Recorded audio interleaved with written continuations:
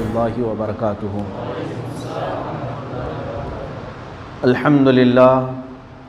अल्हम्दुलिल्लाहिल हन्नानिल mannan अल्लज़ी खलक़ल इंसान व अल्लमहुल बयान वस्सलातु वस्सलामु अला रसूलिही सय्यिदिल इंसी वल जान व अला आलिही व अस्हाबिही ज़विल खैरि वल इहसान, अम्मा बअद। फ़अऊज़ु बिल्लाहि मिनश शैतानिर रजीम, बिस्मिल्लाहिर रहमानिर रहीम। अल यौमा अकमलतु लकुम दीनकुम व अतममतु अलैकुम निअमती व रदीतु लकुमुल इस्लाम दीना। सदक़ल्लाहु मौलानल अज़ीम व बल्लगना रसूलुहुन नबियुल अमीनुल मतीनुल मुख्तारुल करीम व नहनु अला ज़ालिका लमिनश शाहिदीन व शाकिरीन वल्हम्दुलिल्लाहि रब्बिल आलमीन। बारगाह रिसालत मुआब सल्लल्लाहु तआला अलैहि वसल्लम में दुरूद पाक का हदिया पेश करें। अल्लाहुम्मा सल्लि अला सय्यिदिना व मौलाना मुहम्मदिन मअदनिल जूदि वल करम व आलिहि व अस्हाबिहिल किराम व इब्निहिल करीम व बारिक व सल्लिम सलातन दाइमतन सरमदन अबदा। अज़ीज़ान गिरामी वक़ार, आज का ये मुक़द्दस तरीन दिन है जिसको यौम अरफ़ा कहा जाता है। ये 9वीं ज़िलहिज्जा है और हुर्मत वाला दिन है, बल्कि यूँ समझ लें कि तमाम हाजियों के लिए रुकने आज़म है अरफ़ात का मैदान और अरफ़ात का दिन और अरफ़ात का वक्त। आज के इस दिन के मुताल्लिक़ बहुत सारी फ़जीलतें भी आई हैं। अज़ीज़ान गिरामी वक़ार, उन्हीं 10 दिनों में से ये भी है जिसकी कसम अल्लाह ने कुरान में याद फरमाई, वल फ़ज्रि व लयालिन अश्र, फ़ज्र की कसम और 10 रातों की कसम। उन 10 रातों में से एक रात ये भी है अरफ़ा की। ये 9वीं ज़िलहिज्जा को एक ऐसी तारीख़ है कि इसका असल मकसद मैं आपको बताऊं तो आज का दिन पूरे मोमिनीन के दिलों को जोड़ने वाला दिन है। लाखों के जम्मे गफ़ीर को एक मैदान में एक लिबास के साथ मौला ताला जमा फरमाता है और पूरी दुनिया के सीनों पर एक हैबत तारी हो जाती है इस्लाम की अज़मत व जलाल को देखकर। मुझे एक बात याद आती है, काफ़ी साल हो गए, मेरे मुताले में एक बात आई थी। यहूदियों की अपनी किताबों से और उनके बड़े बड़े हकीमों ने जो मशवरे दिए थे कि हम इनको जितना भी मुंतशिर और बांटने की कोशिश करते हैं फिर ये मिल जाते हैं मुसलमान, और इनको जोड़ने वाली चंद चीज़ें हैं, अगर इन पर यानी कदगन लगाई जाए और इसको ख़त्म कर दिया जाए तो फिर ये नहीं जुड़ सकते। इनको जोड़ने वाली चीज़ें कुछ ऐसी हैं जिनको रखा गया है इब्तिदाए इस्लाम से आज तक। उसमें से उस यहूदी आलिम ने कहा कि इनको हम पूरी मेहनत करके अलग अलग करें फिर भी ये जुमा के दिन जमा हो जाते हैं। हमारे जुमा का न ऐलान होता है, न प्रचार लगता है, न पोस्टर लगता है। किसी एक को इतना फंक्शन करना हो तो कार्ड बांटने पड़ेंगे, इश्तिहार लगाना पड़ेगा। उसके बाद भी हमने देखा है कि पोस्टर और इश्तिहार के बाद भी उतनी पब्लिक नहीं आती जितनी जुमा में आती। ये जुमा में इस तरह से जमा होना ये अल्लाह ताला की तरफ से है जो मोमिनीन के दिलों को जमा करता है। पूरी दुनिया इनके पीछे हफ्ता भर मेहनत करती है और मौला जुमा के दिन इनके दिलों को फिर जमा करता है। काश अगर जुमा के इस मुक़द्दस वक्त को हर मस्जिद की रूह, हर मस्जिद का इमाम अच्छे तरीक़े से इस्तेमाल करे तो मैं समझता हूँ बड़े बड़े कॉन्फ्रेंस और जलसों की ज़रूरत भी नहीं पेश आएगी। अगर जुमा के इस वक्त को सही तरीक़े से इस्तेमाल कर लिया जाए।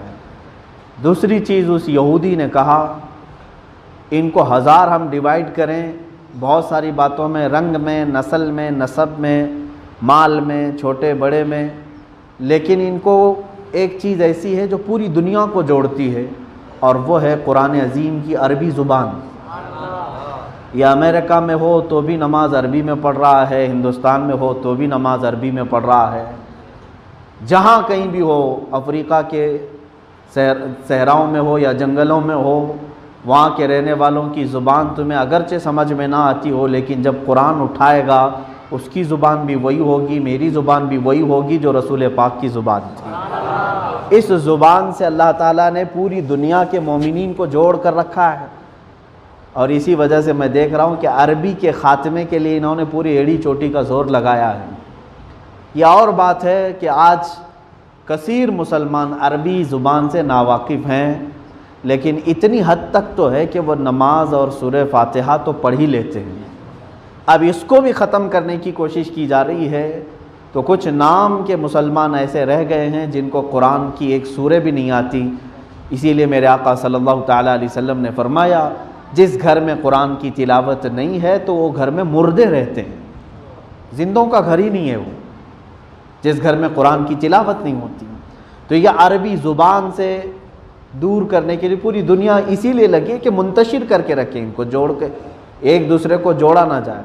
आपको याद होना चाहिए, जब सल्तनत उस्मानिया, खिलाफत उस्मानिया को ख़त्म किया गया 1921 और 1923 के बीच में, और वहाँ पर तुर्की में एक रेवोल्यूशन आया। मुस्तफ़ा कमाल बादशाह अतातुर्क नाम से एक ऐसा शख्स जो मुनाफिक था, नाम उसका इस्लामी था, अंदर से वो यहूदी था, और उसने सबसे पहले जो काम किया तुर्की में, तकरीबन 650 साल चलने वाली खिलाफत उस्मानिया जिसके आसार मौजूद हैं आज भी, लेकिन उसने कितनी तेज़ी से पूरी तुर्की को मॉडर्न बनाने की कोशिश की। सबसे पहला काम उसने क्या किया, पूरी तुर्की से अरबी ज़ुबान को ख़त्म किया, हत्ता कि अज़ानों पर भी पाबंदी लगाई। और उसने कहा ये हम लोग सेकुलर हैं, कोई मज़हब इसके अंदर नहीं रहेगा, कुरान पढ़ना है तो तुर्किश ज़ुबान में पढ़ो, अज़ान देना हो तो तुर्की में दो। उसने अरबी नामों को तक बंद कर दिया। इसीलिए आज भी तुर्की के लोग मोहम्मद को महमद कहते हैं, वो तुर्किश ज़ुबान में। उनके नाम भी अगर आप देखेंगे तो वो तुर्किश ज़ुबानों में रखे जा रहे हैं। उसकी वजह यही है कि इस इतने तुर्की को उसने पूरे इस्लामी ममालिक से पूरे तौर पर अलग करके यूरोप में डाल दिया, सिर्फ ज़ुबान की वजह से। आप समझ सकते हैं अज़ीज़ान गिरामी वक़ार, ये दो चीज़ें हो गई, एक जुमा के लिए और दूसरे अरबी ज़ुबान के लिए। तीसरी चीज़ उस यहूदी ने लिखा है कि हम साल भर मेहनत करें इनको डिवाइड करने की, इनको मुंतशिर करने की, लेकिन फिर ये अरफात के मैदान में सब जमा होते हैं। ये जो अरफात के मैदान का जमे गफ़ीर है, यहाँ एक देखने का मंज़र ऐसा होता है कि इस्लाम यहाँ खुल करके नज़र आता है, और जिससे मैं नाम तक नहीं पूछ सकता लेकिन उसको भी मैं अपनी ही तरह लिबास में देखता हूँ। ये वो मंज़र है जो पूरे इस्लाम की आफाकियत को वहाँ पर ज़ाहिर करता है। इस्लाम किसी एक गांव का मज़हब नहीं बल्कि पूरे आलम का मज़हब है, पूरे कायनात का ये दीन है जो उस मैदान में जमा होकर के अल्लाह रब्बुल इज़्ज़त को पुकार रहे होते हैं। तो दर हकीकत अरफात ये लोगों के दिलों को जमा करने का दिन है। अज़ीज़ान गिरामी वक़ार, मैं आज आपके सामने हाजिर आया, वैसे भी तकरीरें आप सुनते रहते हैं। मैंने सोचा कि आज एक ऐसा अजीम दिन है, अरफात का दिन भी और जुमा भी है। इसको बहुत ही मुक़द्दस तरीन दिन कहा गया है। क्यों ना मैं अपने आका कौनैन सल्लल्लाहु ताला अलैहि वसल्लम का वो आखिरी हज ही बयान करूं, जिसमें रसूल करीम सल्लल्लाहु ताला अलैहि वसल्लम हज के लिए निकले थे। हर मोमिन को चाहिए कि मेरे मुस्तफ़ा के सफ़र को भी सुने। अल्लाह के नबी सल्लल्लाहु ताला अलैहि वसल्लम ने किस तरह हज फरमाए, कितने हज किए, हज में क्या क्या किया, ये भी सुनने से ताल्लुक़ रखता है या नहीं। हम ऐसे वैसों की ट्रैवल हिस्ट्री देखते रहते हैं, नबी कौनैन सल्लल्लाहु ताला अलैहि वसल्लम का सफ़र हज क्यों नहीं देखते, क्यों नहीं पढ़ते। बल्कि मैं आपको बताऊं कि हुज़ूर अकरम सल्लल्लाहु ताला अलैहि वसल्लम का सफ़र हज पूरी कायनात के इंसानों के लिए एक ऐसा दस्तूर मुरत्तब किया गया है उस हज के सफ़र में कि उस वक्त तक पूरी दुनिया में लॉ और कानून नाम की कोई चीज़ ही नहीं थी। जब मेरे आका सल्लल्लाहु ताला अलैहि वसल्लम ने पूरे क़वानीन मुरत्तब करके अपने खुतबे में बयान कर दिए, हुआ ये कि मैं शुरू से अर्ज़ करता हूँ, हदीस पाक में जैसे अल्फाज आए हैं उसी की थोड़ी तशरीह के साथ अर्ज़ करूँगा।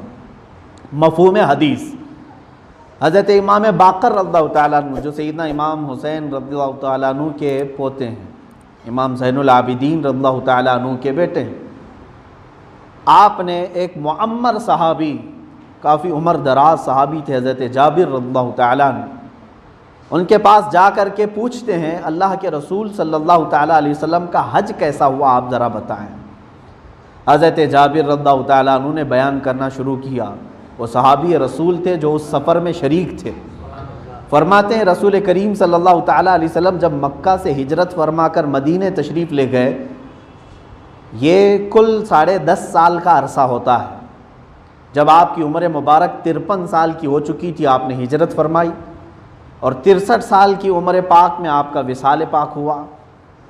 ये जो 10-10.5 साल का अरसा है, इस अरसे में अल्लाह के नबी सल्लल्लाहु ताला अलैहि वसल्लम ने सिर्फ एक ही हज फरमाया और उसी को पहला हज और आखिरी हज कहा जाता है। हिजरत के बाद जो हज किया अल्लाह के नबी सल्लल्लाहु अलैहि वसल्लम ने, जो तमाम अहादीस की कुतुब में मौजूद है, शुरू से पहले साल, दूसरे साल, तीसरे साल नहीं, बल्कि 9वां साल आया, आपकी हिजरत का 9वां साल। अभी भी हम जो हमारी जो तारीख़ है वो हिजरत ही की तारीख़ चलती है। इस वक्त अब जो हम आज ज़िंदगी गुजार रहे हैं, हिजरत को 1441 साल हो चुके हैं। आप 2020 तो याद रखते हैं, लेकिन मेरे मुस्तफ़ा करीम सल्लल्लाहु अलैहि वसल्लम की हिजरी तारीख़ भी हर मुसलमान को याद होनी चाहिए। इस्लामी तारीख़ हिजरत से चल रही है। हुज़ूर अकरम सल्लल्लाहु ताला अलैहि वसल्लम की हिजरत का 9वां साल था। 9 साल हो गए। अल्लाह के हबीब सल्लल्लाहु ताला अलैहि वसल्लम ने ऐलान फरमाया कि इस साल मैं हज के लिए रवाना होने वाला हूँ। ये बात ऐसी फैली, पूरे अरब में फैल गई। जहाँ जहाँ सहाबा थे सब के सब कूच करके मदीने में जमा हो गए, सारे आ गए, क्योंकि मेरे मुस्तफ़ा करीम सल्लल्लाहु अलैहि वसल्लम के वो हम रिकाब होना चाहते थे, हम सफ़र होना चाहते थे। और सहाबा की हमेशा से आदत रही है कि हुज़ूर अकरम सल्लल्लाहु अलैहि वसल्लम का कोई भी सफ़र वो छोड़ते नहीं थे। सफ़र में मेरे आका सल्लल्लाहु अलैहि वसल्लम के साथ वो शरफ़ ज़रूर हासिल करते। तो सब जमा होना शुरू हुए। तो जानते हैं मदीने तैयबा में सहाबा की तादाद उस वक्त जो सब जमा हुए, सिर्फ 1 महीने के अंदर वो 1,14,000 लोग जमा हुए। और बैहक़ी और दूसर रिवायात में है 1,48,000, एक रिवायत में 1,24,000, मुख्तलिफ है, लेकिन 1 लाख से ज़्यादा सहाबा हुजूर के साथ जमा हुए। ज़िलक़ादा का आखिरी अशरा था। ये ज़िलहिज्जा का महीना है, इससे पहले जो महीना गुजरा वो ज़िलक़ादा है। ज़िलक़ादा का आखिरी अशरा था, जुमेरात का दिन था। रसूल करीम सल्लल्लाहु ताला अलैहि वसल्लम ने मस्जिद नबवी शरीफ तशरीफ़ लाकर ज़ोहर की नमाज़ पढ़ाई और सबसे कहा सफ़र को का इरादा कर लो और कूच कर जाओ, सब साथ निकलो। अल्लाह के हबीब सल्लल्लाहु ताला अलैहि वसल्लम के साथ उस वक्त 1,24,000 सहाबा और आपकी तमाम अज़वाज मुतहरात भी थीं। हुज़ूर सल्लल्लाहु ताला अलैहि वसल्लम की तमाम ज़ौजात जितनी उम्महातुल मोमिनीन वो साथ थी। सैयदा कायनात फ़ातिमतु ज़हरा रज़ियल्लाहु ताला अन्हा भी साथ थीं। हुज़ूर अकरम सल्लल्लाहु ताला अलैहि वसल्लम ने चंद जानवर भी अपने साथ लिए ज़बह करने के लिए। और ये काफ़िला निकला मदीने तैयबा से। मदीने वालों के लिए जो मीकात है उसको ज़ुल हलीफ़ा कहते हैं। वहाँ तक मेरे आका सल्लल्लाहु ताला अलैहि वसल्लम तशरीफ़ लाए। और आज के ज़माने में मदीने तैयबा से बाहर मस्जिद बनी है, एक मस्जिद अबियार अली, जहाँ पर मीकात मदीने तैयबा की शुरू होती है और हरम की भी, हरम मदीना की बाउंड्री भी वहाँ से शुरू होती है। वहाँ रसूल करीम सल्लल्लाहु ताला अलैहि वसल्लम तशरीफ़ लाए। आपकी ऊँटनी आपके साथ थी, कस्वा, जिस पर आप सवार थे। उस जगह पर तशरीफ़ लाकर मेरे आका सल्लल्लाहु ताला अलैहि वसल्लम ने गुस्ल फरमाया और नमाज़ें अदा की।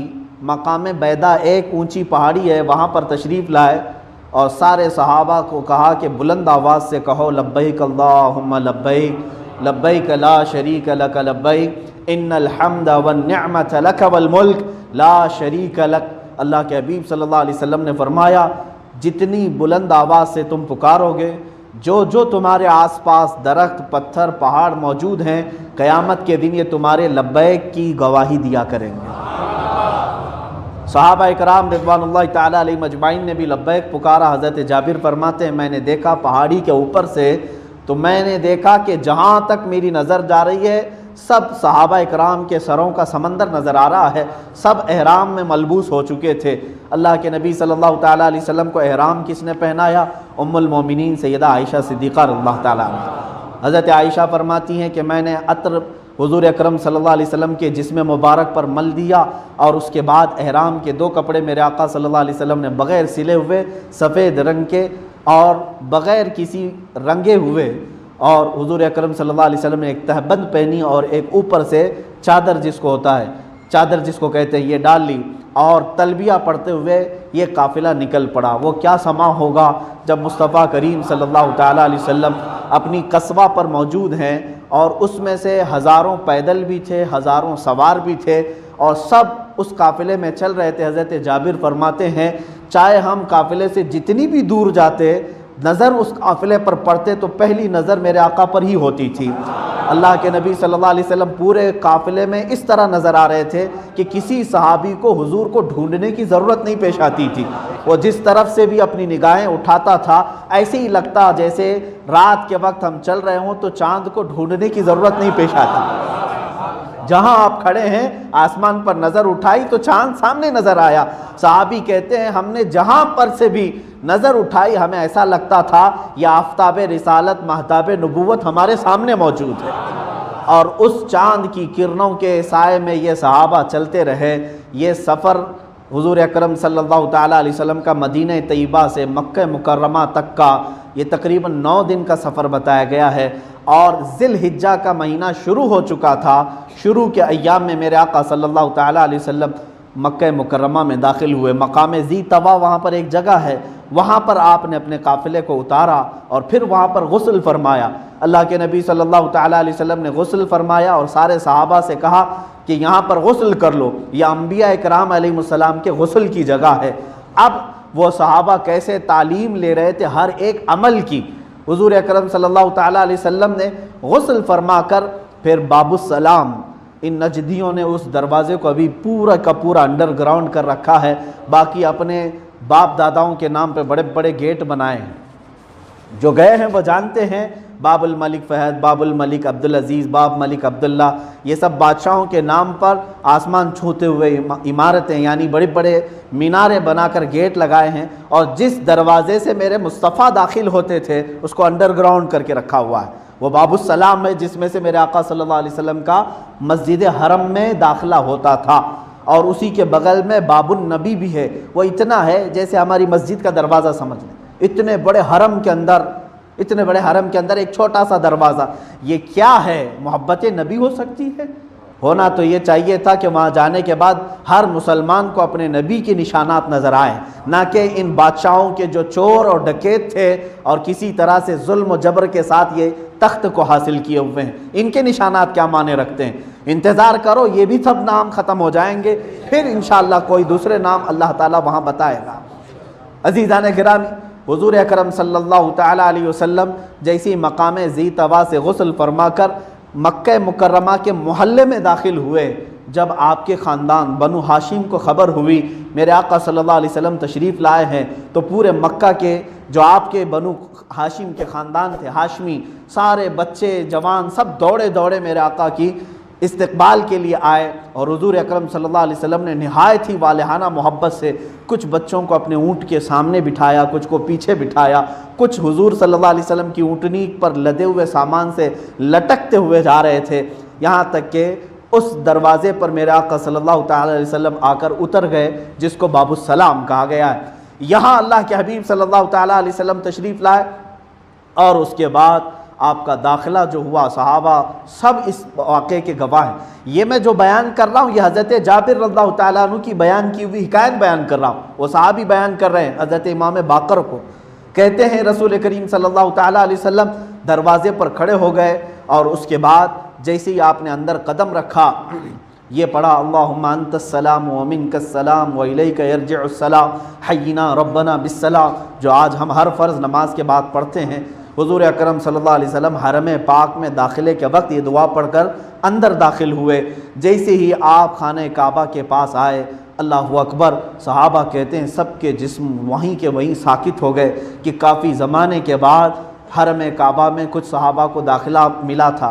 फ़तह मक्का हो चुका था, लेकिन ये हज के लिए जो आए थे ये बड़ी शान थी। हुजूर अकरम सल्लल्लाहु अलैहि वसल्लम वहीं खड़े हो गए और आपकी दाढ़ी मुबारका से आंसू के कतरे टपकते हुए सहाबा ने देखे। अल्लाह के नबी सल्लल्लाहु अलैहि वसल्लम ने बुलंद हाथ उठाए और दुआ यूँ करने लगे, जिअतु इलैका हारिबन या अल्लाह। ये अल्फाज हैं। सहाबा कहते हैं हुजूर सल्लल्लाहु अलैहि वसल्लम ये कहते थे, ऐ अल्लाह मैं दुनिया से भाग कर तेरे पास आया हूँ, दुनिया को पीछे छोड़कर मैं तेरे दरबार में आया हूँ। ऐ मुसलमानों बताओ हुजूर के पास कौन सी दुनिया थी? वही जो चटाई छाल खजूरों के छाल से भरी हुई, और वही तकिए और चंद मशकीज़े, मट्टी की हांडियाँ। इसके अलावा मेरे आका सल्लल्लाहु अलैहि वसल्लम के पास कौन सी दुनिया थी? अल्लाह के नबी सल्लल्लाहु अलैहि वसल्लम ने कौन सा महल छोड़ा था? कितनी जायदादें छोड़ाई थी? मुख्तसर सी दुनिया थी। उसके बावजूद भी मेरे आका फरमा रहे हैं, अर्ज़ कर रहे हैं अल्लाह की बारगाह में, मौला मैं पूरी दुनिया छोड़ कर तेरे दरबार में आया हूँ, मैं हारिबन कहते हैं भाग करके आया हूँ। जब बंदा किसी चीज़ में अमन लेने के लिए भाग कर आता है, और रसूल करीम सल्लल्लाहु तआला अलैहि वसल्लम यूँ अर्ज़ करते मौला की बारगाह में, ए मौला दोबारा उस चीज़ में हमें ना दाखिल फरमा। अब हरम पाक में जब दाखिल हुए तो ये ज़वाल का वक्त था, यानी ज़ोहर के वक्त के करीब का। हुजूर अकरम सल्लल्लाहु तआला अलैहि वसल्लम तशरीफ़ लाए और जब ज़ोहर का वक्त हुआ आपने पहली नमाज वहाँ पर अदा की, और उसके बाद अल्लाह के नबी सल्लल्लाहु तआला अलैहि वसल्लम ने खाने काबा के किनारे हजर अस्वद जो लगा हुआ है उसको जा कर के आपने बोसा दिया, और उसके बाद अपना तवाफ़ शुरू किया। और सारे सहाबा हुजूर सल्लल्लाहु अलैहि वसल्लम के साथ तवाफ़ में थे। 7 चक्कर खाने काबा के तवाफ़ के हो गए। मैं समझता हूँ उस वक्त काबा भी रश्क कर रहा होगा कि बुत खाने से और सनम खाने से जिसने मुझे आज़ाद कराया वो अल्लाह के हबीब सल्लल्लाहु अलैहि वसल्लम आज 1 लाख से ज़्यादा अपने परवानों के साथ खाने काबा का तवाफ़ कर रहे हैं। जब ये तवाफ़ मुकम्मल हुआ तो फिर हजर अस्वद के इस्तिलाम के बाद अल्लाह के नबी सल्लल्लाहु अलैहि वसल्लम मकाम इब्राहीम के पास आए और ये आयत पढ़ी, वत्तखिज़ू मिन मकाम इब्राहीम मुसल्ला। और उसके बाद सारे सहाबा से कहा यहाँ 2 रकात नमाज अदा करो। वो मकाम इब्राहीम आज भी मौजूद है जिस पत्थर पर मेरे आका रसूल करीम सल्लल्लाहु अलैहि वसल्लम के जद्द अमजद हज़रत इब्राहीम अलैहिस्सलाम ने खाने काबा की तामीर की थी, जिस पत्थर पर खड़े होकर, वो पत्थर आज भी रखा गया है। उसके पास 2 रकात नमाज पढ़ने का हुक्म दिया है, कुरान का हुक्म है। हुजूर अकरम सल्लल्लाहु अलैहि वसल्लम ने नमाज अदा की। सहाबा फरमाते हमने आयतें भी देखी। हुजूर ने पहली रकात में कुल या अय्युहल काफिरून पढ़ा, दूसरी रकात में कुल हुवल्लाहु अहद का सूरा पढ़ा, और उसके बाद हुजूर अकरम सल्लल्लाहु अलैहि वसल्लम दुआ में मशगूल हो गए। अज़ीज़ान गिराम वक़ार, ये वो पत्थर है जिसके पास 2 रकात नमाज पढ़ने का हुक्म दिया है। किसने दिया है? अल्लाह रब्बुल इज़्ज़त ने। पत्थर के पास, यहाँ तो झगड़े औलिया इकराम के मज़ारात के पास है। वो तो पत्थर है जिस पर नबी खड़े हुए थे। नबी जिस पत्थर पर खड़े हों वहाँ कुरान कह रहा है तू 2 रकात नमाज पढ़, तेरी नमाज कबूल है। जहाँ पूरे नबी दफन है वहाँ दुआ भी कबूल नहीं होती? कैसा अकीदा है अज़ीज़ान गिराम वक़ार। यहाँ पर मुफस्सिरीन ने फरमाया है इस पत्थर के पास जो नमाज पढ़ने का हुक्म है, क्या इस वजह से है कि उस पर खड़े होकर के आपने खाने काबा की तामीर की थी?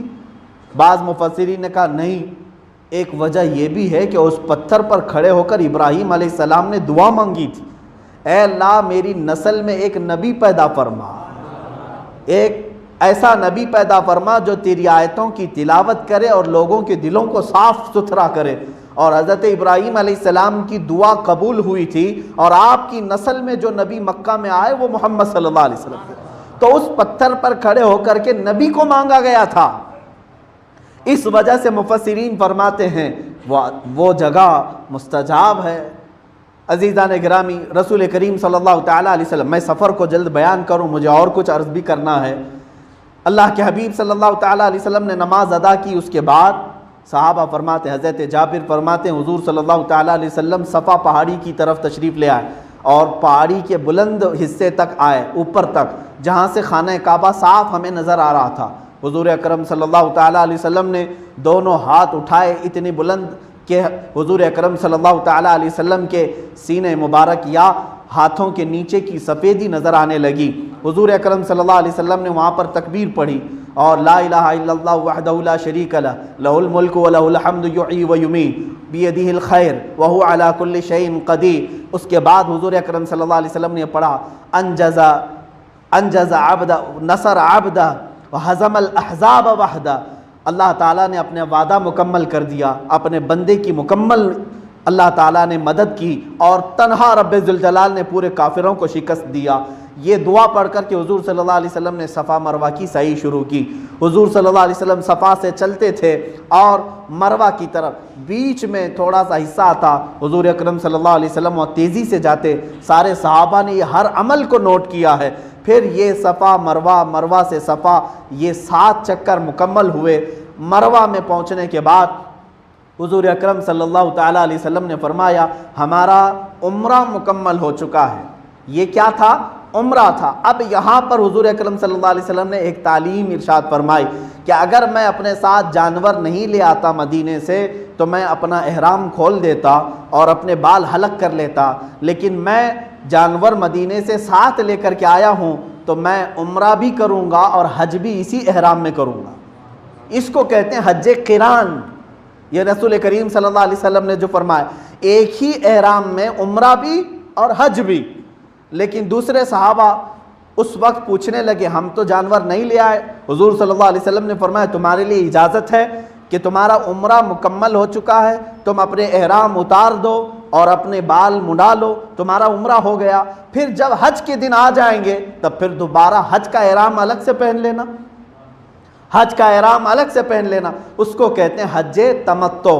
जो यहाँ से सारे हिंदुस्तानी हाजी अक्सर वही हज तमत्तो करते हैं, यहाँ से उम्रा की नीयत करके जाते हैं, उम्रा होने के बाद एहराम खोल दिया जाता है और फिर हज के दिनों में दोबारा एहराम पहनते हैं। लेकिन रसूल करीम सल्लल्लाहु ताला अलैहि वसल्लम ने एहराम नहीं उतारा, क्योंकि हुजूर सल्लल्लाहु ताला अलैहि वसल्लम मदीना तैयबा से ही उम्रा और हज दोनों की नीयत फरमा चुके थे। अब ये होने के बाद हज़रत अली करमल्लाहु वजहुल करीम उस वक्त वहाँ पर मौजूद नहीं थे। आपको और जानवर लाने के लिए फरमाया गया था। 100 के करीब आप ऊँट साथ में लेकर के आए हुजूर अकरम सल्लल्लाहु अलैहि वसल्लम के पास। जब हज़रत सैयदा कायनात फातिमा तो ज़हरा रज़ियल्लाहु ताला अन्हा अपना एहराम उतार चुकी थी, उनका उम्रा हो चुका था और वो यानी अलग खुशबू भी लगा चुकी थी, सुरमा लगा चुकी थी। हज़रत अली उस वक्त बाद में तशरीफ़ लाए। यह हज़रत जाबिर फरमाते हैं उन्होंने देख कर के बरहमी का इजहार किया, फातिमा अय्याम हज हैं, अय्याम हज के दौरान तुमने ये कैसे किया एहराम की हालत में? उस वक्त तक ये मसाइल नहीं थे। अरब क्या समझते थे? हज के दिनों में उम्रा करना हराम समझते थे, हज के दिनों में उम्रा को वो जायज़ नहीं समझते थे। ये पहली मरतबा मेरे आका सल्लल्लाहु अलैहि वसल्लम ने मसला बताया। हज़रत फ़ातिमा ने कहा हज़रत अली से, ए मेरे सरताज रसूल करीम सल्लल्लाहु अलैहि वसल्लम के हुक्म पर मैंने एहराम उतारा है हज तमत्तो। हज़रत अली रज़ियल्लाहु ताला अन्हु उसी एहराम के साथ थे, उम्रा मुकम्मल किए और आए हुजूर सल्लल्लाहु अलैहि वसल्लम के पास पूछने के लिए क्या आपने ऐसा फरमाया कि उम्रा करके एहराम खोल दिया जाए फिर हज के दिनों में दोबारा एहराम पहने? हुजूर सल्लल्लाहु अलैहि वसल्लम ने फरमाया हाँ मैंने ऐसा कहा है। हज़रत अली से पूछा कि अली तुम मदीने से चले थे तो क्या नीयत किए थे, तुम्हारी नीयत क्या थी? अब जाहिर सी बात है वो हज तमत्तो करेंगे या हज क़िरान। अब हज़रत अली करमल्लाहु वजहुल करीम की बात देखें, अदब की बात। हज़रत अली ने वहाँ से मदीने से क्या नीयत की थी? वो पीछे पीछे चल रहे थे। हज़रत अली ने कहा या रसूल अल्लाह सल्लल्लाहु अलैहि वसल्लम जब मैंने मदीने के से निकलने के बाद एहराम पहना तो ना मैंने हज की नीयत की ना मैंने उम्रा की नीयत की। ये कैसे? हज की भी नीयत नहीं, उम्रा की भी नीयत नहीं। कहा क्या नीयत की? हज़रत अली कहते हैं मैंने एहराम बांध करके ये कहा, ऐ अल्लाह तेरे रसूल ने जो नीयत की वो मेरी नीयत है। मैंने ये नीयत की है, तेरे रसूल ने जो नीयत यहाँ से की है मौला मेरी भी वही नीयत है, मैंने इतना ही कहा है। हुजूर सल्लल्लाहु अलैहि वसल्लम मुस्कुराए और कहा अली तुम भी मेरे साथ हज क़िरान में हो, एहराम ना उतारना, बाल ना मुंडाना। उम्रा मुकम्मल करने के बाद हज़रत अली करमल्लाहु वजहुल करीम भी हुजूर सल्लल्लाहु अलैहि वसल्लम के साथ हज क़िरान में शामिल थे। चंद सहाबा हज क़िरान में थे, चंद सहाबा हज तमत्तो में थे। ये दिन गुजरे यहाँ तक कि 8वीं ज़िलहिज्जा आई। 8वीं ज़िलहिज्जा जो कल गुजर चुकी, हुजूर अकरम सल्लल्लाहु ताला अलैहि वसल्लम फिर मस्जिद हरम शरीफ में तशरीफ़ लाए, वहाँ पर एक खुतबा दिया और वहाँ से सारे सहाबा को लेकर हुजूर सल्लल्लाहु ताला अलैहि वसल्लम मीना की तरफ रवाना हो गए। मीना में जब पहुँचे हुजूर सल्लल्लाहु अलैहि वसल्लम, ज़ोहर का वक्त था, वहाँ पर मस्जिद खैफ आज जहाँ बनी है, हुजूर अकरम सल्लल्लाहु अलैहि वसल्लम ने वहाँ क़याम फरमाया। उस मस्जिद के मुतालिक फरमाया गया कि उसमें 70 से ज़्यादा अंबिया इकराम की कब्रें मौजूद हैं। हज़रत आदम अलैहिस्सलाम भी वहीं मदफून हैं। या और बात है कि उनकी कब्रें छुपा दी गई। अल्लाह के नबी सल्लल्लाहु ताला अलैहि वसल्लम ने मीना में क़याम किया, ज़ोहर की नमाज़ पढ़ी, असर, मगरिब, इशा और दूसरे दिन 9वीं ज़िलहिज्जा जो आज का दिन है, आज के दिन की ये फजर की नमाज भी हुजूर अकरम सल्लल्लाहु अलैहि वसल्लम ने मीना में अदा की। और उसके बाद अल्लाह के हबीब सल्लल्लाहु ताला अलैहि वसल्लम तस्बीह में मशगूल रहे और सारे सहाबा को मीना की तारीख़ बताते हुए सहाबा से कहा कि अब अरफात को निकलने का वक्त है। जब सूरज निकल गया, हुजूर सल्लल्लाहु ताला अलैहि वसल्लम मीना से अरफात की तरफ रवाना हुए। अरफात क्या है? एक बड़ा मैदान है, बहुत बड़ा मैदान। और उस मैदान के मुतालिक मेरे आका सल्लल्लाहु अलैहि वसल्लम ने फरमाया, क़यामत तक आने वाले हाजियों के लिए कभी अरफात छोटा हो ही नहीं सकता। आज 40 लाख हो रहे हैं, इस साल नहीं, तकरीबन हर सालों में जो हज के लिए आते हैं तो करीब करीब 30 से 40 लाख के दरमियान वहाँ हुज्जाज जमा होते हैं। आज जब छोटा नहीं हो रहा है, हमारा एतक़ाद ये है कि अगर 40 करोड़ भी जमा हो तो भी नहीं छोटा हो। उसमें बरकत है, उस मैदान में वसाअत है। अरफात के मैदान में मेरे आका सल्लल्लाहु ताला अलैहि वसल्लम तशरीफ़ लाए। रसूल करीम सल्लल्लाहु ताला अलैहि वसल्लम उस वक्त भी अपनी कस्वा ऊँटनी पर थे, अज़वाज मुतहरात भी साथ थीं, सहाबा इकराम भी साथ थे। अरफात में एक छोटी सी पहाड़ी है जिसको जबल रहमत कहा जाता है। वहाँ पर आकर मेरे आका सल्लल्लाहु ताला अलैहि वसल्लम ने अपना खीमा नस्ब किया और वहाँ वकूफ़ किया। सहाबा इकराम रिदवानुल्लाहि ताला अलैहिम अजमईन को जमा करके कहा, तुम्हें मालूम है मुझसे पहले जितने भी नबी आए, आदम अलैहिस्सलाम से लेकर हुजूर सल्लल्लाहु अलैहि वसल्लम तक, सबों ने आज के दिन कौन सी तस्बीह पढ़ी थी? अब ये सब हमारे लिए भी है। और बरकत बुज़ुर्गों ने फरमाया, मैं आज ये कह भी रहा हूँ, आज के दिन जो ये तस्बीह पढ़ेगा वो अपने यहाँ मौजूद है, तब भी मौला ताला उसको अरफात वालों में शामिल फरमाएगा, उनकी दुआओं में उसे शरीक फरमाएगा, उनकी तस्बीहात में उसे शामिल करेगा, चाहे वो हुबली के किसी मोहल्ले में ही क्यों ना बैठा हो। हुजूर अकरम सल्लल्लाहु अलैहि वसल्लम ने फरमाया, आसान तस्बीह है। फरमाया कि मुझसे पेशतर जितने नबी आए उन्होंने आज के दिन ये तस्बीह पढ़ी, ला इलाहा इल्लल्लाहु वहदहु ला शरीका लह, लहुल मुल्कु व लहुल हम्दु युहयी व युमीत बियदिहिल खैर व हुवा अला कुल्लि शैइन क़दीर, जिसको हम चौथा कलमा तौहीद कहते हैं। ये तस्बीह हुजूर अकरम सल्लल्लाहु ताला अलैहि वसल्लम ने तलकीन फरमाई। जब ज़ोहर का वक्त आया, अब ये वही वक्त है जिसमें हम जमा हैं। हुजूर अकरम सल्लल्लाहु ताला अलैहि वसल्लम ने अरफात के दिन, ये 9वीं ज़िलहिज्जा को, ज़ोहर के वक्त फिर एक वहाँ से थोड़ी दूर आगे तशरीफ़ लाए जहाँ आज मस्जिद नमरा बनी हुई है। मस्जिद नमरा आज जहाँ अरफात में बनी हुई है, वहाँ पर तशरीफ़ लाए और सारे सहाबा से कहा, अपनी सफ़ें बना लो, अब ज़ोहर की नमाज और असर की नमाज एक साथ अदा की जाएगी। एक अजान हुई, 2 जमातें हुई एक ही वक्त में, एक ही अजान दी गई ज़ोहर की, और हुजूर अकरम सल्लल्लाहु ताला अलैहि वसल्लम ने ज़ोहर की नमाज और असर की नमाज एक ही वक्त में पढ़ाई, एक ही वक्त में पढ़ाई। सहाबा इसके गवाह हैं। और उसके बाद हुजूर अकरम सल्लल्लाहु अलैहि वसल्लम ने फिर अपनी ऊँटनी को तलब किया, कस्बा पर सवार हुए और उसके बाद जो जामे खुतबा इरशाद फरमाया, जिसको खुतबा हज्जतुल विदा कहते हैं। ये खुतबा हज्जतुल विदा हुजूर सल्लल्लाहु ताला अलैहि वसल्लम का वो ऐसा खुतबा है जो क़यामत तक आने वाले मुसलमानों के लिए एक दस्तूर है, पूरा लॉ है, पूरे कवानीन का मजमुआ है। उस वक्त से लेकर आज तक 14 सदियां गुजर गई, लोगों ने आज तक उस पर तहकीक की और बताया कि एक ऐसा जामे खुतबा है। हुजूर सल्लल्लाहु अलैहि वसल्लम का एक मौजज़ा क्या था जानते हैं आप? दूसरे मौजज़े तो आपने सुने हैं, चाँद का शक हो जाना, सूरज का पलट आना और आपकी उंगलियों से पानी का जारी होना, ये मौजज़े हैं, ये हिस्सी मौजज़े।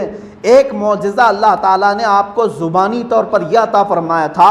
हुजूर अकरम सल्लल्लाहु ताला अलैहि वसल्लम बहुत ही थोड़े जुमले बयान करते, लेकिन उसमें मफ़हूम समंदर के बराबर का होता। जामिउल कलिम, हुजूर अकरम सल्लल्लाहु ताला अलैहि वसल्लम को जवामिउल कलिम अता किया गया था, यानी चंद कलमात में हुजूर सल्लल्लाहु अलैहि वसल्लम पूरी की पूरी तारीख़ बयान फरमा देते। तो हुजूर अकरम सल्लल्लाहु अलैहि वसल्लम ने जो खुतबा बयान किया वो ऊँटनी पर सवार होकर सारे सहाबा, उस वक्त 1,24,000 के करीब या उससे ज़्यादा सहाबा वहाँ पर मौजूद थे, सबों ने उस खुतबे को सुना। सहाबा फरमाते हैं हर एक ने बराबर बराबर हुजूर सल्लल्लाहु ताला अलैहि वसल्लम के खुतबे को सुना। जो सबसे आखिर में था वो भी वैसे ही सुनता था जो सबसे पहली सफ में बैठा हुआ था। ना माइक है, ना माइक्रोफोन है, कोई चीज़ नहीं है। उसके बावजूद उस मैदान में 1,24,000 सहाबा को मेरे आका सल्लल्लाहु अलैहि वसल्लम ने अपना खुतबा सुनाया। इंशाअल्लाह अज़ीज़ मैं चाहता हूँ कि वो खुतबा हज्जतुल विदा आज की इस जुमा में मैं तिलावत करूँ इंशाअल्लाह। ये मेरे लिए भी सआदत की बात है। अरफा का दिन आया है और जुमा का दिन भी आया है, और जाहिर सी बात है अब अरफात के मैदान में हम तो खुतबा नहीं दे पाते। यहाँ पर जब दिन भी वो आया है और ख़ुतबे का मौका भी है, तो मैंने महसूस ये किया कि अल्लाह के नबी सल्लल्लाहु अलैहि वसल्लम ने आज के दिन जो खुतबा दिया था वही खुतबा हम जुमा में तिलावत करें। यह आखिरी खुतबा है हुजूर सल्लल्लाहु अलैहि वसल्लम। इसको आखिरी खुतबा क्यों कहा जाता है?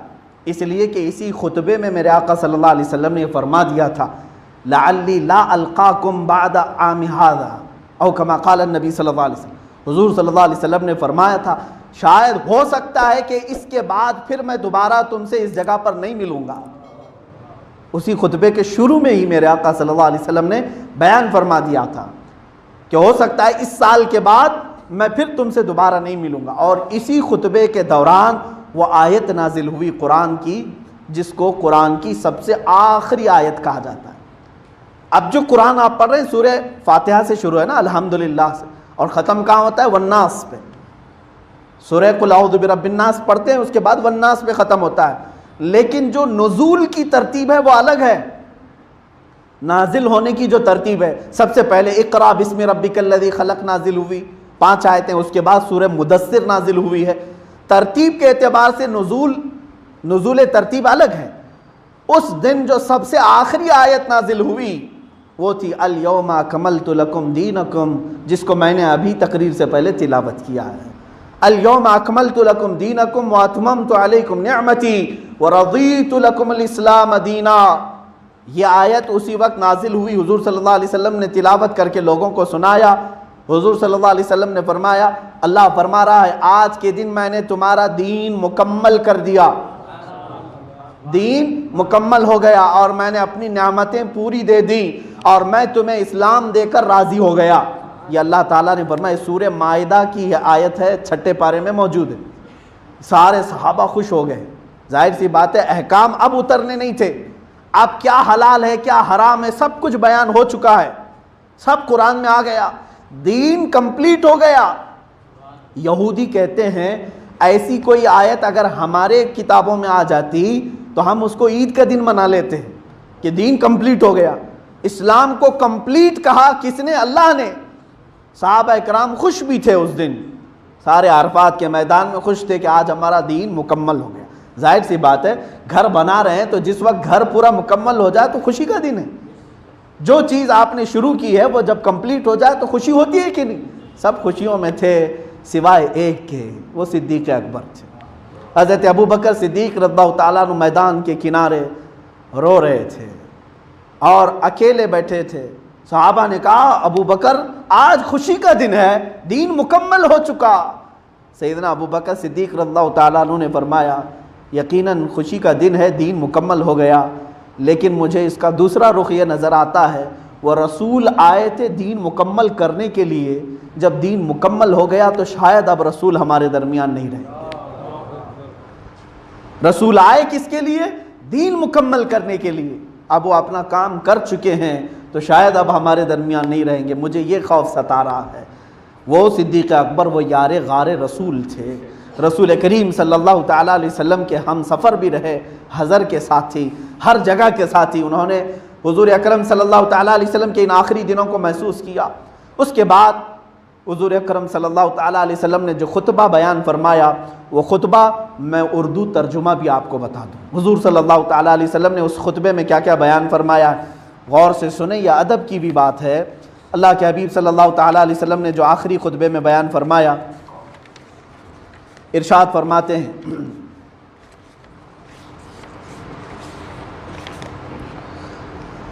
अल्हम्दुलिल्लाह से शुरू होता है खुतबा। मैं पूरा तर्जुमा ये लिख करके लाया हूँ आपके पास। सब तारीफ़ अल्लाह ही के लिए है, हम उसकी हम्द करते हैं, उसी से मदद चाहते हैं, उसी से माफ़ी मांगते हैं, उसी के पास तौबा करते हैं। हम अल्लाह ही के यहाँ अपने नफ्सों की बुराइयों और अपने अमाल की ख़राबियों से पनाह मांगते हैं। जिसे अल्लाह हिदायत दे तो फिर कोई उसे भटका नहीं सकता, और जिसे अल्लाह गुमराह कर दे उसको कोई दूसरा हिदायत दिखा नहीं सकता।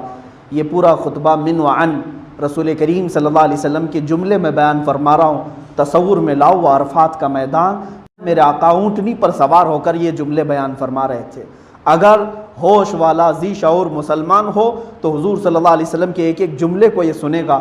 मैं क्यों बयान कर रहा हूँ जानते हैं? आखिर में हुजूर सल्लल्लाहु अलैहि वसल्लम ने फरमाया था, ऐ मेरे सहाबा, जो तुम में से यहाँ मौजूद है वो जो यहाँ नहीं मौजूद है उसको सुनाने की जिम्मेदारी ले ले, कि जो हाजिर है वो गायब को सुनाए। उन्हीं लोगों में से मैं हूँ कि हमारे बड़ों ने हम तक वो पहुँचाया है, और मेरी ये जिम्मेदारी है कि मैं उन लोगों को पहुँचाऊँ जिन्होंने ये हुजूर का खुतबा नहीं सुना होगा।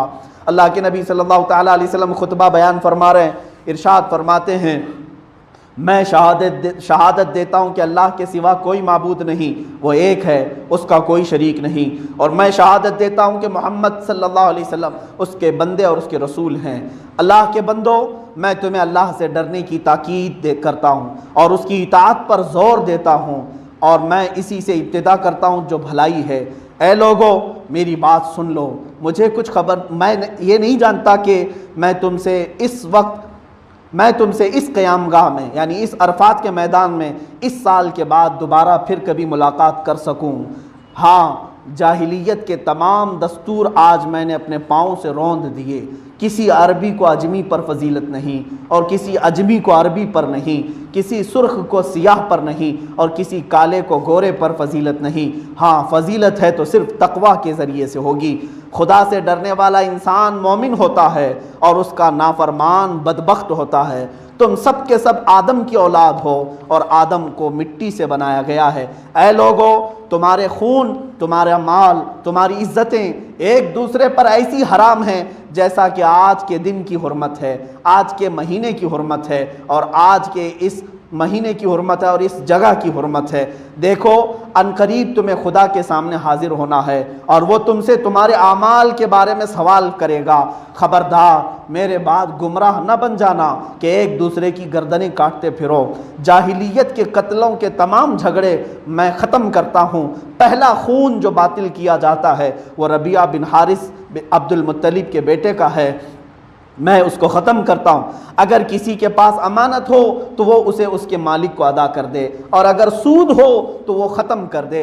हाँ, तुम्हारा सरमाया तुम्हें मिल जाएगा। ना तुम जुल्म करो, ना तुम पर जुल्म किया जाए, यानी जुल्म को बर्दाश्त भी ना करो। अल्लाह ने फैसला कर दिया है कि सूद ख़त्म कर दिया गया, और सबसे पहले मैं अब्बास बिन अब्दुल मुत्तलिब का सूद ख़त्म करता हूँ। ऐ लोगो, तुम्हारी इस सरज़मीन में शैतान अपने पूजे जाने से मायूस हो गया है, लेकिन दीगर छोटे गुनाहों में अपनी इताअत किए जाने पर खुश है। इसलिए अपना दीन उससे महफूज रखो, शैतान से अपना दीन बचाए रखो। अल्लाह की किताब में महीनों की तादाद उसी दिन से 12 है जब अल्लाह ने ज़मीन व आसमान को पैदा किया था। उनमें से 4 हुर्मत वाले हैं, 3 ये हैं ज़िलक़ादा, ज़िलहिज्जा और मुहर्रम, ये कंटिन्यू लगातार हैं, और रजब तन्हा है। लोगों, अपनी बीवियों के मुतालिक अल्लाह से डरते रहो। खुदा के नाम की जिम्मेदारी से तुमने उनको बीवी बनाया, और खुदा के कलाम से तुमने उनका जिस्म अपने लिए हलाल बनाया है। तुम्हारा हक औरतों पर उतना है कि वो तुम्हारे बिस्तर पर किसी गैर को आने न दें, लेकिन वो अगर ऐसा करें तो उनको ऐसी सज़ा दो जो नमूदार ना हो। और औरतों का हक तुम पर यह है कि तुम उनको अच्छी तरह खिलाओ, अच्छी तरह पहनाओ। तुम्हारे ग़ुलाम तुम्हारे हैं, जो खुद खाओ उनको खिलाओ, और जो खुद पहनो वही उनको पहनाओ। खुदा ने विरासत में हर हकदार को उसका हक दिया है। अब किसी वारिस के लिए वसीयत जायज़ नहीं। लड़का उसका वारिस जिसके बिस्तर पर पैदा हुआ। जिनाकार के लिए पत्थर है और उनके हिसाब खुदा के ज़िम्मे हैं। औरत को अपने शोहर के माल में उसकी इजाज़त के बगैर लेना जायज़ नहीं। कर्ज अदा किया जाए, आरियत वापस की जाए, अतिया लौटा दिया जाए। जामिन तावान का जिम्मेदार है, मुजरिम अपने जुर्म का जिम्मेदार है। बाप के जुर्म का बेटा जिम्मेदार नहीं और बेटे के जुर्म का बाप जिम्मेदार नहीं। अगर कटी हुई नाक का कोई हबशी भी तुम्हारा अमीर मुकर्रर कर दिया जाए और वो तुमको खुदा की किताब के मुताबिक लेकर चले तो उसकी इताअत और फर्मा बरदारी तुम पर लाजिम है। ऐ लोगो, ना तो मेरे बाद कोई नबी आएगा और ना कोई जदीद उम्मत पैदा होने वाली है। खूब सुन लो, खूब सुन लो कि अपने परवरदिगार की इबादत में लगे रहो और पंजगाना नमाज अदा करो। साल भर में एक महीना रमज़ान के रोज़े रखो, अल्लाह के घर का हज करो। मैं तुम में एक चीज़ छोड़ता हूँ, अगर तुमने उसको मजबूती से पकड़ लिया तो कभी गुमराह ना होगे। वो क्या चीज़ है? किताबुल्लाह, कुरान अजीम और सुन्नत रसूलुल्लाह। और दूसरी हदीस में है, मैं तुम्हारे दरमियान दो ऐसी मजबूत चीज़ें छोड़ जा रहा हूँ कि अगर तुम उन्हें मजबूती से थामे रहो तो कभी गुमराह ना होगे। एक अल्लाह की किताब कुरान मुक़द्दस है और दूसरी मेरी आल अहले बैत है। इस खुतबे को ख़त्म करने के बाद मेरे आका सल्लल्लाहु तआला अलैहि वसल्लम ने यूं सहाबा से पूछा, क़यामत के दिन खुदा की बारगाह में मेरे बारे में अगर सवाल किया जाएगा तुमसे तो ऐ मेरे सहाबा तुम मेरे बारे में क्या कहोगे? सारे सहाबा ने यूं कहा, आसमान की तरफ उंगली उठाई, अरफात के मैदान में कहा, ऐ खुदा तू गवाह रहना, ऐ खुदा तू गवाह रहना, ऐ खुदा तू गवाह रहना। और उसके बाद आपने फरमाया, सारे सहाबा ने कहा, या रसूल अल्लाह, आपने अपने ऊपर जो जिम्मेदारी थी वो पूरी निभा दी है, आपने अमानत पहुंचा दी है, आपने रिसालत मुकम्मल की है। कद अद्दैतल अमानता व बलगतर रिसालता व नसहतल उम्मत या रसूल अल्लाह, सदक़त या रसूल अल्लाह। ऐ अल्लाह के रसूल, आपने जो कुछ भी फरमाया वो बिल्कुल सच फरमाया है। ये है खुतबा हज्जतुल विदा, हुजूर सल्लल्लाहु अलैहि वसल्लम का आखिरी खुतबा। इसको अगर तशरीह में मैं चला जाऊं तो बहुत सारा वक्त लग जाएगा। आज ये जुम्मा का मुख्तसर वक्त है मेरे अजीज़ों, इसमें एक एक पॉइंट ऐसा है जिस पर पूरी पूरी गुफ्तगू होती है। अल्लाह के नबी सल्लल्लाहु अलैहि वसल्लम ने सबसे पहले जो आपको फरमाया वो देखिए, बुनियाद आपकी बताई, तुम में किसी को गुरूर और तकब्बुर ना आए, तुम सब के सब आदम की औलाद हो और आदम अलैहिस्सलाम को मिट्टी से बनाया गया है, तुम्हारी हैसियत सिर्फ मिट्टी की है, इसीलिए हमको मिट्टी में दोबारा दफन किया जाता है। जहां से पैदा किया गया वहां डाल दिया गया। अल्लाह ने फरमाया, मिनहा खलकनाकुम व फीहा नुईदुकुम, इसी से हमने तुम्हें पैदा किया और इसी में हम तुमको लौटाएंगे। व मिनहा नुखरिजुकुम तारतन उखरा, और इसी से हम दोबारा तुमको क़यामत के दिन उठाएंगे। हमारी असलियत मिट्टी है और मिट्टी आजिज़ी सिखाती है और आग बरतरी यानी बुलंदी तकब्बुर सिखाती है। इसीलिए शैतान आग से पैदा हुआ, तकब्बुर दिखाया, इंसान मिट्टी से पैदा हुआ है, हमेशा आजिज़ी करे, गुरूर और तकब्बुर ना करे। हुजूर सल्लल्लाहु अलैहि वसल्लम ने फरमाया, किसी को किसी पर फजीलत नहीं, किसी को किसी पर फजीलत नहीं। गोरा है तो काले पर फजीलत नहीं है, किसी को किसी पर नहीं। हाँ, अल्लाह की बारगाह में अगर किसी को किसी पर फजीलत है तो वो सिर्फ परहेजगारी से है। जिसका अमल जितना अच्छा है वो उतना मुअज़्ज़म है। यहाँ खानदानों की भी फजीलत मेरे आका सल्लल्लाहु अलैहि वसल्लम ने मना फरमा दी, कोई किसी पर बरतरी ना हासिल करे। आज जैसे जबरन टैक्स वसूल किया जा रहा है कि मैं फलां खानदान से हूँ, तुम पर मेरी इताअत वाजिब है, ये तमाम चीज़ें अल्लाह के नबी ने आखिरी हज में ही ख़त्म कर दी, हुजूर सल्लल्लाहु तआला अलैहि वसल्लम ने ख़त्म फरमा दी। अजीज़ान गिरामी, इसी खुतबे में रसूल करीम सल्लल्लाहु अलैहि वसल्लम ने मसावात का दर्स दिया है, बराबरी का दर्स दिया है। यहाँ तक कि फरमाया, तुम्हारे पास अगर कोई काम करने वाला हो, जैसे कोई मजदूर हो, हुजूर ने फरमाया जो तुम पहन रहे हो वही उसको वही पहनाओ, जो तुम खा रहे हो वही उसको खिलाओ। कौन है आज दुनिया में उनके हक की आवाज़ उठाता है? या उस दौर में मेरे मुस्तफ़ा बयान कर रहे हैं जब 5-5 जंजीरों से बांध करके यूनान की हुकूमतें औरतों को बेचने के लिए बाजार में लाते थे।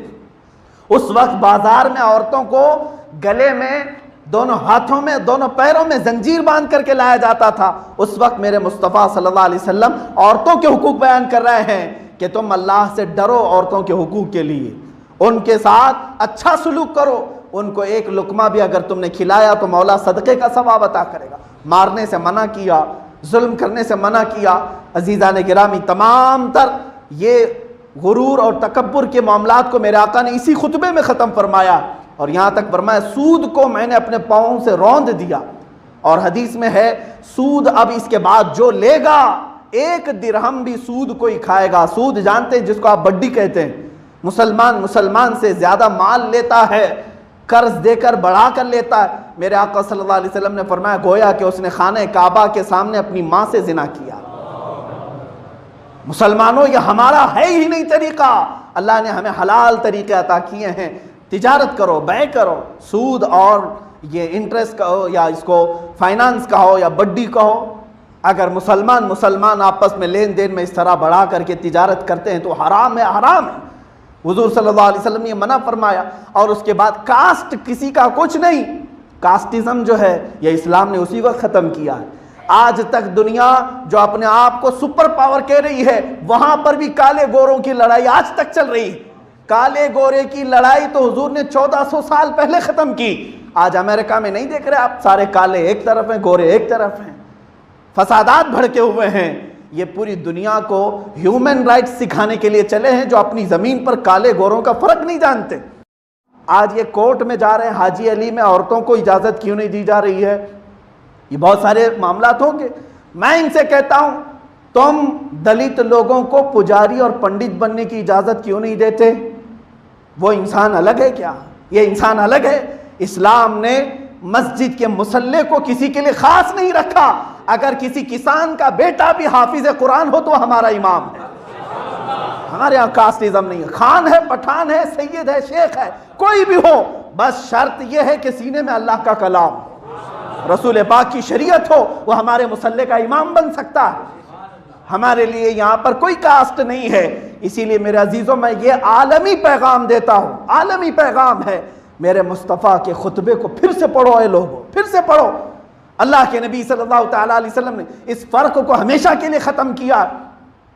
ये कोई कास्ट नहीं है। मैं इस पर और गुफ्तगू करूँगा। आज जैसे हालात हमारे आसपास के नज़र आ रहे हैं, अब ये बीमारी और वबा में भी जो सबसे बड़ी साजिश है वो यही है, छूत अछूत पैदा किया गया है।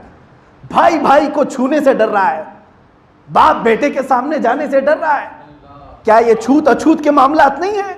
फिर से वही लाए जा रहे हैं। अजीज़ा ने गिरामी वक़ार, हमने तो बचपन में ये सुना था, बच्चा अगर लंगड़ा लूला और बल्कि मुंह से उसके झाग निकल रही हो, ऐसा भी बच्चा पैदा हो तो माँ सीने से लगाकर दूध पिलाती थी, क्योंकि माँ भी इंसान है और बच्चा भी इंसान है। क्या कभी आपने देखा लूले लंगड़े बच्चे को माँ ने दूर कर दिया? अरे जानवर नहीं दूर करते। आज एक बीमारी के खौफ से लोगों के रिश्तेदारियों को ख़त्म कर दिया गया है। ये भेदभाव का कहाँ से मामला आया? बच्चे बाप को हॉस्पिटल में छोड़कर 20-20 दिन से गायब हैं। ये भी वाक़यात है मेरे पास। बाप मौजूद है हॉस्पिटल में, कोई उसकी खैरियत पूछने तक नहीं आता। बेटा क्यों? डर है कहीं कोरोना मुझको ना लग जाए। ये चीजें क्यों पैदा की गई? अरे हम तो अब तक कैंसर के पेशेंट को भी कंधे पर उठाकर हॉस्पिटल ले जाते थे, नहीं ले जाते? जिसके घर में मर्ज आए तो मर्ज उसके जिस्म को है। इसीलिए मेरे आका सल्लल्लाहु अलैहि वसल्लम का दिया हुआ वो अकीदा, वो फार्मूला रखो तो सबकी फैमिली, सबके खानदान महफूज होंगे। मेरे आका ने क्या फरमाया? 14 सदियों पहले ही फरमाया था, एक की बीमारी दूसरे को लग ही नहीं सकती। जो बीमारी आएगी वो अल्लाह की तरफ से आएगी। अब यहां पर कुछ लोग मेरी बात का रद्द करेंगे। जाहिर सी बात है, जो इस ज़माने के मॉडर्न उलमा हैं वो उसी को तस्लीम करते हैं जो साइंस कह रही है। बहरहाल मैं उसकी एक नज़ीर बता दूं। लोग कहते हैं अब भी आप कह रहे हैं वो बात, एक को दूसरे से नहीं लगती। अब भी, जबकि हम देख रहे हैं वहाँ चाइना से निकली, वहाँ गई, यहाँ गई, इतनी नहीं फैली। ये एक को दूसरे से लगी तो है। मैं उसको मिसाल में यूँ बताता हूँ।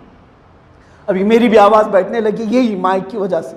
बहरहाल यहाँ पर अगर मैंने बखूर जलाया, बखूर का मतलब समझते हैं ना, ऊदान, लोबान जलाया, ऊद डाल दिया, उसका धुआं निकलता है, होता है। समझ लीजिए मैंने काली मिर्चें डाल दी, लाल मिर्चें उसमें डाल दी, कोयला जलाकर काली मिर्ची लाल मिर्ची की घाट उठा दिया, होगा क्या?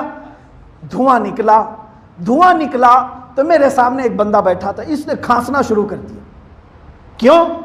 ये धुएं की घाट उसके हलक में लगी तो उसने खांसा, है ना। अब उसके पीछे एक बंदा बैठा था, वो भी खांसने लगा। वो क्यों खांसा? उसके दिल में ये बात आ गई, ये सामने वाले ने खांसा, इसकी खांसी मुझे लगी। फिर थोड़ी देर के बाद तीसरा आदमी खांसा, उसको ये लगा ये दूसरे की खांसी मुझे भी लग गई। लेकिन हकीकत क्या है मुसलमानों, सबको मालूम।